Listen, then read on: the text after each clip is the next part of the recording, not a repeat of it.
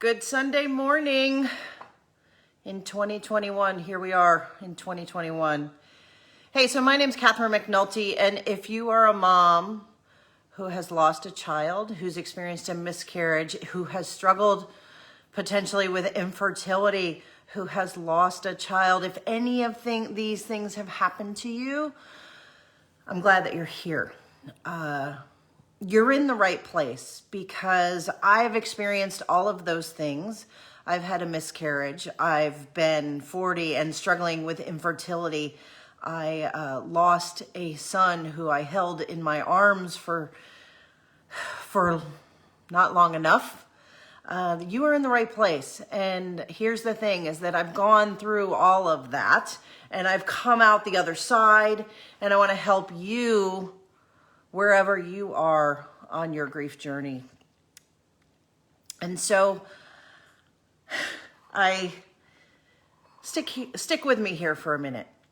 So I've been working with a business coach, a woman who has helped me look at my life. And part of what we've done at the end of 2020 and now the beginning of 2021 is looking back at the year and saying, what have I done?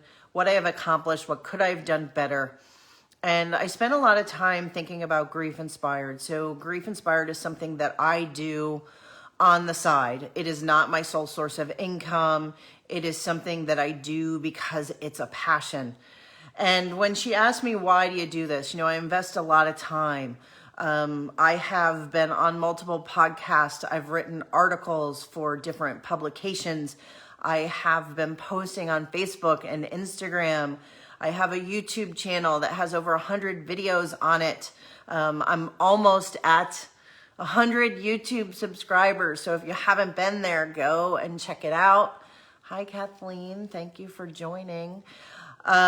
Check out that YouTube channel, help get me over to 100 subscribers. But I've put in a lot into this, and this year, in about 9 days, it will have been 10 years since the day my son died. And I've put a lot into this. I've invested a lot into it. And one of the conversations that I was having with my business coach was, do I want to keep doing this? Do I want to keep going? Do I want to continue? And I made a piece, which is on my YouTube channel, that is the top 10 lessons that grief has taught me, right? And it's looking back on those 10 years. And, it's easy to look back on life and to look back on what you've already been through. And so I looked back on my grief process and everything that I went through, and I pulled out what I think were the top 10 lessons. And I wanted to share that with you. I wanted to share that with the world. And I got to that point and I said to myself, you know what, if I don't contribute anything else to the world, if I don't do anything else with Grief Inspired, I will feel like I've done something, like I've put something out there to potentially help the world. And I love when people send me messages and say, thank you for writing this article. Thank you for doing this video. It helped me. Because that's why I do it. I want to help. And so if you're here and you're missing a baby that you've lost, whether it be a miscarriage, a baby that you were pregnant with and lost, whether a baby you carried partly, whether you carried the baby full term, whether you've held that baby and lost that baby, I'm here for you. And I want you to stick around, and I want to walk through your grief with you. And why? Well, here's the thing is that I did all of this. I went through it. I came out the other side. And when I started, I didn't have anybody to tell me that I could be happy again. I didn't have anybody to show me the path. And what I didn't know is that what could have really helped me and what I couldn't personally find was somebody to walk with me through my grief. Your grief is your own, and no one's going to ever completely understand what you're going through. But that doesn't mean that you have to walk through it alone. And I've talked to therapists, right? I have talked to so many therapists that I could counsel most of the therapists that I talk to, and most of my most of my therapy sessions, or the times I've spent in therapy, you know, I leave therapy because what happens is it turns around, and I find that I'm counseling my therapists, that I'm giving them advice.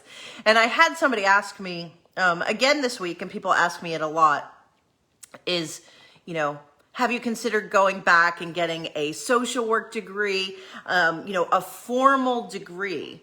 And the response to that is no. I mean, I have thought about it, but it's not going to happen, you know, not in the sense that I feel like I need to have that formal degree, because I've got a degree in losing a baby. I've got a degree in miscarriage. I've got a degree in what it's like to panic with infertility and have your body going haywire and not knowing whether or not you're going to have a family, not knowing whether or not you're going to be, you know, lucky enough to have a family like everyone else in the world around you seems to have, and you don't.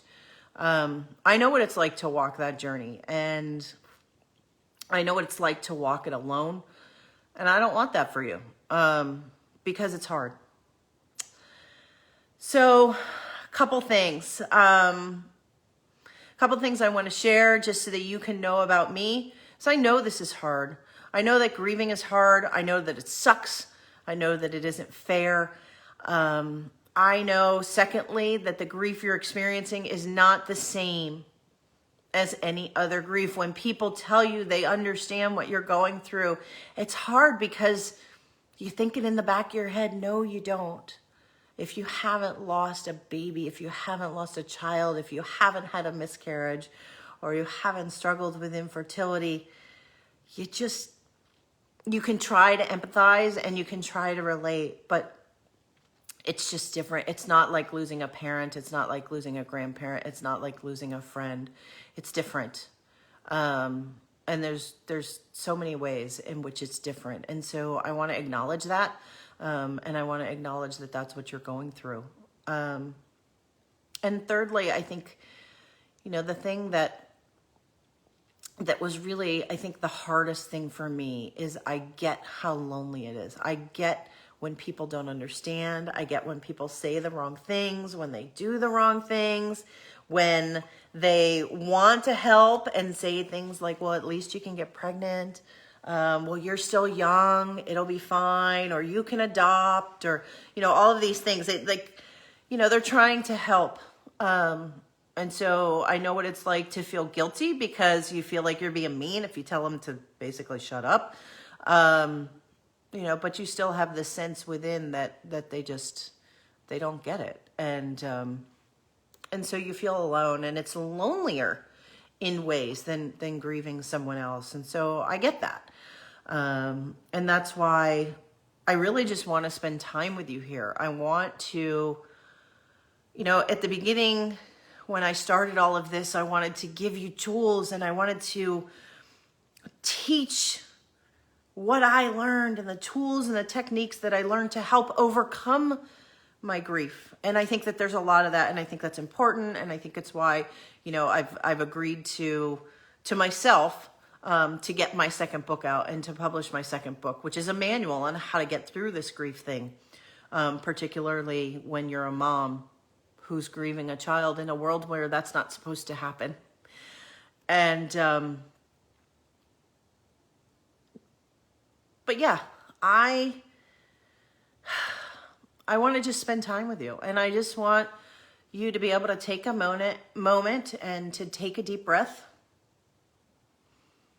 and know that you're not alone, and that you have a place to come, and that you are free to say whatever it is that you need to say, that you are welcome to share with what's going on with you.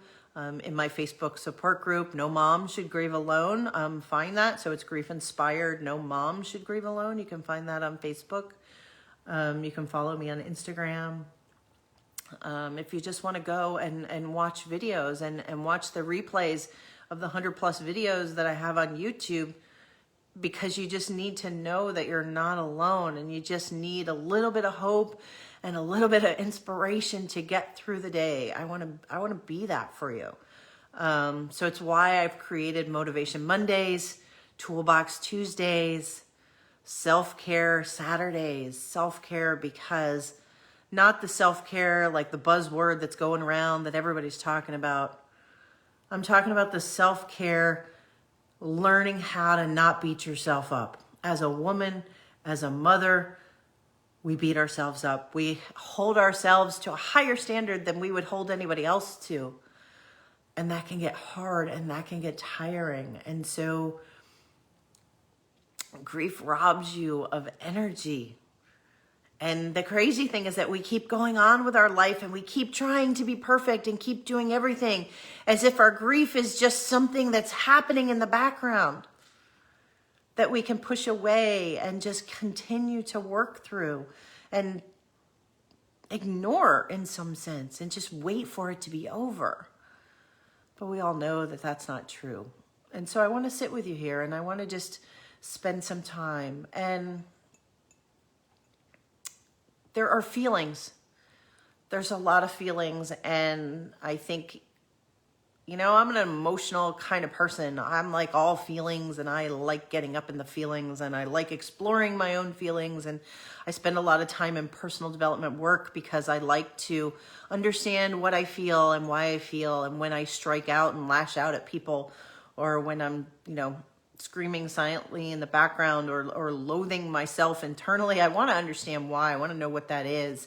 And so I spend a lot of times in feelings and the thing about grief and the thing about grieving and a baby that you wanted, a baby that you had is there are so many feelings.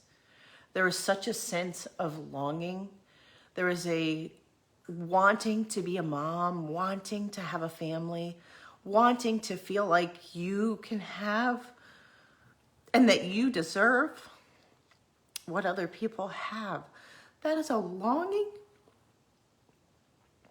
that even 10 years, I know that pain. I know what that feels like. And I don't live that pain day in and day out anymore like I used to. But I know what it feels like, and it brings tears to my eyes because I know. And if you're there right now, I know. And so I want to just encourage you to sit with me in that. You know, and if you're sad because you had a baby and your baby isn't here,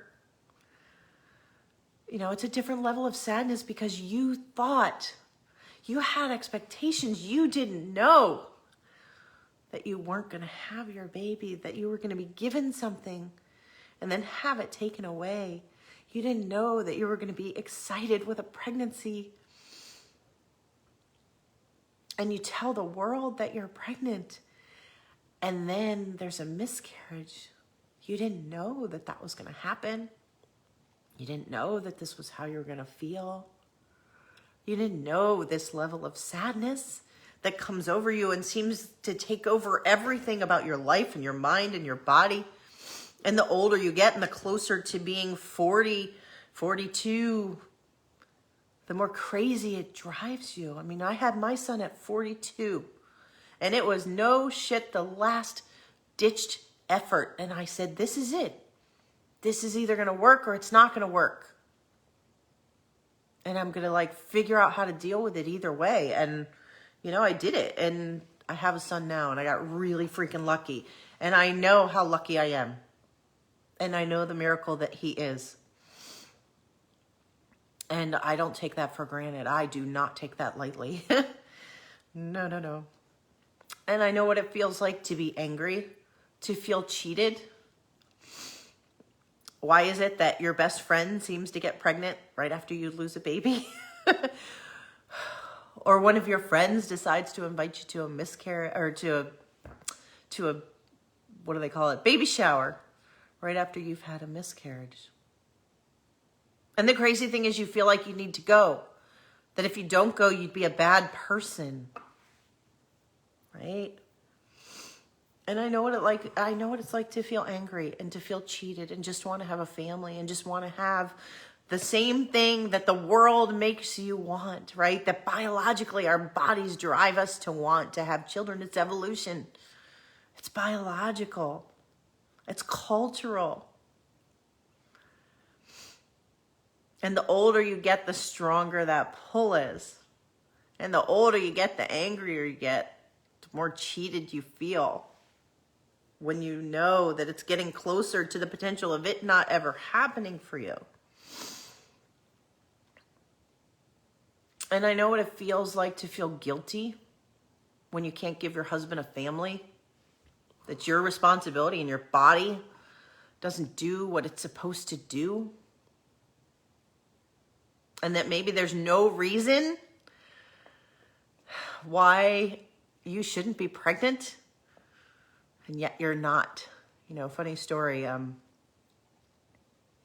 My husband, when we were going through the fertility treatments, had a higher sperm count than anyone they had ever seen. I think it was like in the top 3.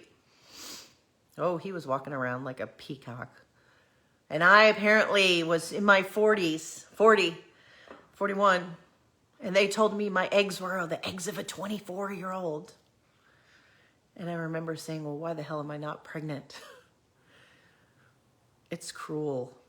Infertility is cruel. And if you know that journey, you know the cruelty of infertility.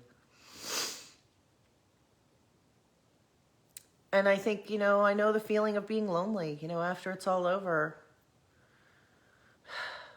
After the loss, and knowing how lonely it is, and wondering, is this it? Is this my life? Am I ever going to be happy again?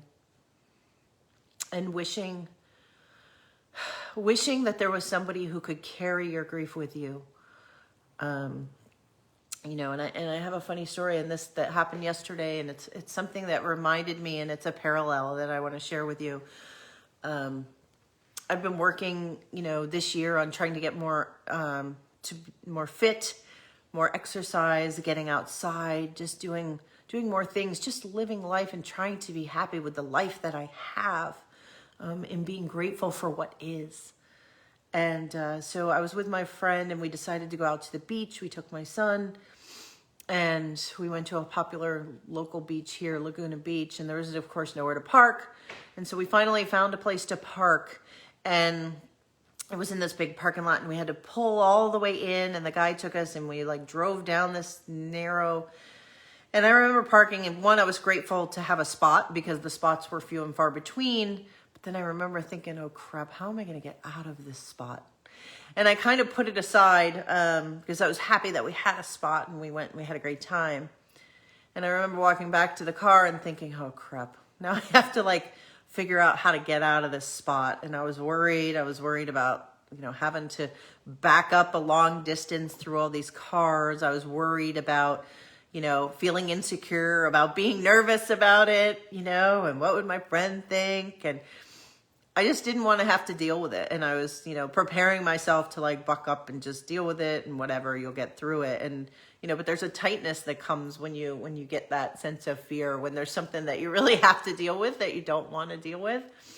But what was so interesting was my friend said, hey, do you want me just to drive? Do you want me to back it up? I'm not worried about it. And initially my first thought would have been oh no, I'm not going to do that. I'm not going to show weakness. But I gave myself a little grace. And I said, you know what, that would be great. And so I let her carry that. And I let her get in the driver's seat, and I let her back it out. And, she asked me, do you want to switch? And I said, you know what? No, I'd love for you just to drive the rest of the way. And it was in that moment yesterday, I was able to really just hand her my fear and my concern about driving and being on the freeway and whatever, because it was that kind of a day. I was able to give that to her, and she carried that for me. And it was really nice. And I'm just thinking to myself, what if somebody else could carry your grief? What if you could give your grief to someone else for just a few moments? Because grief is so heavy. Grief is so heavy. What if you could give away your grief just for a moment of respite? And you can't do that because your grief is yours, and you can't give your grief to anyone, unfortunately. But what you can do is you can sit with somebody who knows grief, who knows your grief and what you're going through, and And that person, I hope, can just be with you in it. And that's what I want to do. And if you have somebody else in your life who knows how to do that, let me know who that person is to you. Reach out to them and thank them, because that is powerful. It's powerful. And if you don't have anybody in your life like that, don't be surprised, because I didn't. I had lots of people who wanted to help, but there's a difference between wanting to help and someone who can really hold your grief and who can hold a space of the grief that you're in, where you can be free to actually say the things that are really on your heart. I'm talking about the heavy stuff, the stuff that you don't tell just anybody about. Those are the things. And, and I feel like sometimes we need to have this. Is it backwards for you? Is it forwards for you? Maybe I need to make it backwards. Grieving mom. Don't you just wish you could put something on your forehead? Put it on your chest. Maybe I should make some t-shirts that says grieving mom, fragile, handle with care. How about this one? Leave me alone. I'm grieving. Wouldn't it just be nice to be able to just tell the world just to back off and leave you alone a little bit? And I'm talking about the people who make it sometimes harder. But why is this all so hard? I just wanted to take a moment. There's so many feelings, but I wanted to just take a moment as we're sitting here, as we're having a cup of coffee, if you're drinking coffee this morning. If you're watching this on replay, let me know if you're watching this on replay, #replay. Why is it so hard? Why is grieving a baby, grieving a miscarriage, grieving wanting to have a family, why is it so hard? And I think that part of it, I think that there's two reasons two sort of areas that I've broken down. And I think it's, one is you've missed what you've had, or what you envisioned, or what you started to dream about, whether it be your family, whether it be being a mother, whether it be feeling whole and feeling like you're getting what you finally deserve in life because you've worked so hard to create a life for yourself and put yourself in a position where you say, yeah, now I'm ready. Now I want to have a family. We think about it. It's not something that we are, willy-nilly. And even if you've just gotten pregnant when you weren't planning, it's still all of a sudden you want it. And even if it's not the right time and you lose the baby, there's still that loss. You're like, I wasn't even planning on having a baby. But the instant you get pregnant, you're thinking in the future and you're envisioning what could be. And when you can't envision it anymore, when you lose that, wow, it's hard. And then you start to think, well, a lot of times it's hard because you're afraid, what if you're not a mom? What if this were your one chance and you missed it? What if your body's going to continue to fail you? What if you weren't supposed to be a mom? And then there's all the moments that you can recall that seem to be taken away, whether it be looking at the pregnancy stick with the positive sign on it, or the hope that you had every time you went to pee on the stick.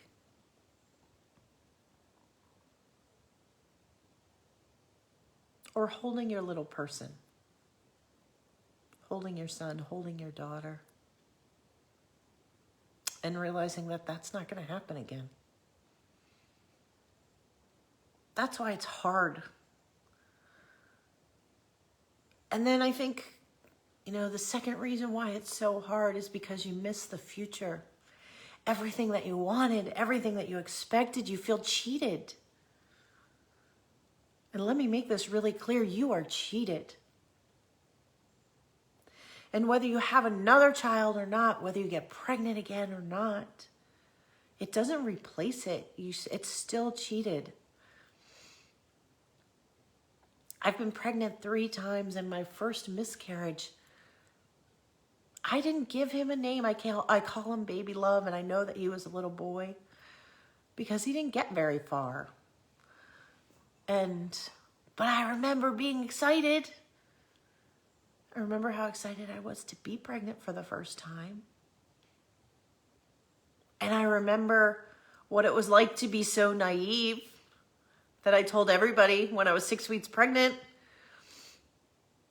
because I believed that everything was going to work out perfectly, because that's what we're supposed to believe. You're not supposed to think that things are going to go wrong. You're not supposed to think that your baby's going to die, or that your pregnancy is going to fail, or that your infertility isn't supposed to work. No, that's not why we do any of it. That's not what it's supposed to be. You know, and you have expectations. There's things that you wanted to do, and you think about birthdays, and I think about, this year, December 15th would have been Jackson's 10th birthday. And yeah, I had expectations for him. I expected I'd be doing birthdays, first birthday, second birthday, third birthday. And I am doing them still, right? And every year I celebrate his birthday, but it's not the expectation that I wanted. Hell, I didn't expect to be talking to people about grief. You think that's what I wanted to do with my life? Hell no. That was not what I had planned for my life. That is not what I had expected. I expected the fairy tale. I expected, now that I had my career and I had money in the bank and I had the husband, I had it all, and I just wanted the baby. I didn't expect to lose him too soon. I didn't expect to spend 6 weeks in a NICU, praying to God that he wouldn't die, and then having to hold him when he did. And I didn't expect to have to carry my grief for as long as I did. And like I said, this is 10 years now. But here's the other thing, is I also didn't expect to become a grief coach. I didn't expect to have a YouTube channel. I didn't expect to be talking to you right now. And I didn't expect to be as happy as I freaking am right now. And I didn't expect people to be telling me, I don't get it. How are you the happiest person in the world? The happiest person that we know, with what you've been through. That was not my expectation. That's an expectation that I want to give you if you're grieving. There is a path forward. Hi, Tom. So good to see you. Thank you for showing up for me. But you can get through this. And, I was talking earlier about carrying your grief, and no one can carry your grief for you. But that doesn't mean that you have to grieve alone. And I hope that I can be somebody who can help you on your grief journey, to give you a little hope, to give you a little inspiration. Maybe it's motivation to get through the day. Maybe it's a tool. Maybe it's a reminder to cut yourself a freaking break, to stop trying to be everything to everybody, and to pay attention to yourself, and stop paying attention to what you should be, and to let yourself wear the shirt that says, leave me alone, I'm grieving. Back the fuck off. I don't think I've ever sworn. I don't think I've ever said the F word. But like I tell my son, sometimes the F word, you just have to use it. But nobody's going to understand what you're going through completely. And you just shouldn't have to do it. You shouldn't have to do it alone. And so that's why I like spending time with you here. And Tom. Right. Don't fucking judge me. Yeah, exactly. Don't, people don't know what you're going through. People don't get it. You know, I mean, maybe, you know, and hell, if they're not trying, right? You got to give credit to the people who try. But if they're not even trying, man, do what you got to do. But I'm going to be here, and I want to walk with you. I'm going to keep doing these lives. I am going to get to 100 subscribers on YouTube. I'm almost there. I'm at 97. Very excited about that. I'm going to keep doing podcasts so I can keep sharing my message. I'm going to keep doing lives, and I want to help. I want to help you if you're here, if you're watching this on replay. If you find me a year from now, and that's what it's about. I just want to help. I want to be there. It's important. It's really important to me, and it's a passion, and it's a vision, and so that's why we just want to sit. Let's just sit, have a cup of coffee. If I can help, reach out. If you want to talk one-on-one, reach out. Happy to do it. Happy to be here. I'll continue to share my stuff. If you have questions, sometimes people have questions. Like, no question is a dumb question. No question, to me, any question is a good question, and I will answer it truthfully. Don't ask me a question you don't want the answer to, though. I say that. I say that in my interviews for my regular job. But anyways, so good to be here with you guys, and thank you so much for watching this, so much for being here, and let's just keep doing what we're doing. You've got this. Have a great Sunday. Do something for you, and get outside. Breathe in some fresh air. Just do you. Bye, everybody.